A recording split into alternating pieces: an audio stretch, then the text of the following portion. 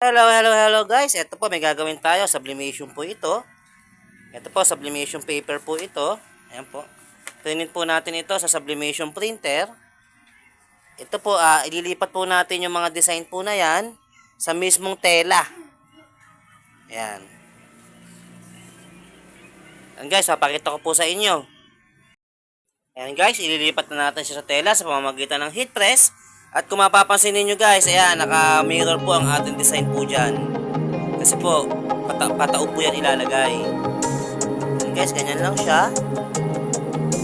Make sure lang na isang paksak lang ang gagawin nyo dyan. Dahil pag yan ay nagkamali ka, dalawang paksak, ay sigurado pa din nakalalabas. Guys, ganyan lang siya.